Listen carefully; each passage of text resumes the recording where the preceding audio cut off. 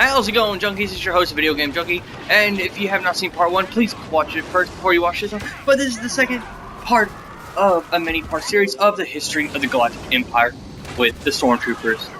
Finishing off where we last were, following the transition, Stormtroopers were used to bring any remaining separatist worlds into line. As the clones' accelerated aging process began causing their physical skills and abilities to deteriorate, they were replaced by non-clone volunteers and conscripts. Nonetheless, several clone troopers would remain in service to the Galactic Empire, with the same serving as training instructors in the Imperial Academy, while other members remained in active duty such as Sergeant Crest and TX-828, who were still active following the Battle of Yavin. During the Galactic Civil War, the Emperor's enforcer Darth Vader commanded a battalion of stormtroopers who served him loyalty, called Vader's Iron Fist. With these troops, Vader captured Princess Leia Organa, Alderaan's cruiser Tatooine over Tatooine shortly before the Battle of Yavin. Stormtroopers were also used to arrest dissidents on numerous worlds, including Avike and Zatouni. Stormtroopers also saw action against Rebel Alliance forces during the Battle of Hoth, the Mid-Rim Retreat, and the Battle of Endor. After the events on Endor, Stormtroopers saw actions on many fronts against armed forces of the New Republic. The successor government of the Rebel Alliance, numerous Stormtroopers were killed on worlds as far-flung as Uturi, Naloon, and Agaibai. New Republic forces also took many Stormtrooper prisoners, with many prisoners being sent to New Republic capitals of Chandrilo. On one occasion, the New Republic public relations officials, Ali Chuko, personally stopped New Republic soldiers from parading Stormtrooper prisoners through the streets of Hana City.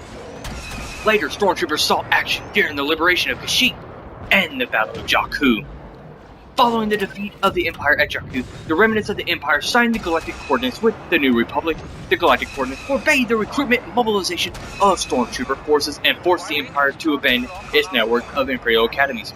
The Imperial remnant eventually retreated to the Unknown Regime, where they reorganized themselves as the First Order. Defying the Galactic Coordinates, the First Order recruited and mobilized new Stormtroopers. The new Stormtroopers were influenced by the ideas of Brendel Hux, or General Hux, a former commandant at the Arcanist Academy. The First Order Stormtroopers were equipped with sleeker armor and powerful weaponry. Unlike their procedures, the majority of the clone Stormtroopers were non-clone recruits. Imperial cadets were shipped off to Imperial Academies and subjected to rigorous training programs in order to produce highly trained shock troopers fiercely loyal to the Empire. Stormtroopers were also trained to disregard fallen comrades in battle and to press on no matter the cost, even when the odds were stacked against them. Although they were a rare sight, women were not prohibited from serving in the ranks of the Stormtroopers during training. Female cadets were placed in all-female units. Uniform was an all-female unit at the Academy for Young Imperials on Lothal, who were selected for Stormtrooper training had to undergo extra reconditioning. This had the effect of dehumanizing the cadets, who came to refer themselves by their operating numbers rather than their names. One such cadet was a Miss Bunkel, an acquaintance of Zer Linnaeus. Among other things, cadets would train to fire blasters, learn to pilot Imperial walkers. I'm tired today. And the ruthlessness it took to become a Stormtrooper. Cadets who attended Imperial Academies also underwent simulated obstacles. My chest is hurting. Obstacle courses in the well, which were designed to test their strength, agility, reflexes, and intelligence. Such a course and the test of skills became increasingly difficult over time, and the accountability of losses were harsh.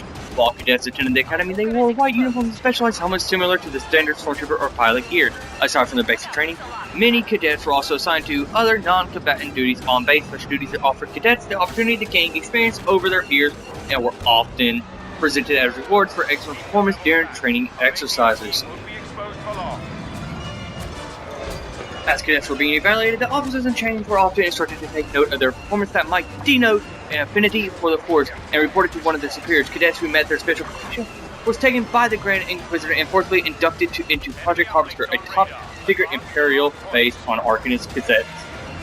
That's going to have to end part 2 of the video. Please stick around for part 3. If you liked the video, please support it by leaving a thumbs up and hitting that sub button. This is the Video Game Junkie, signing off, and I'll see you in the next video.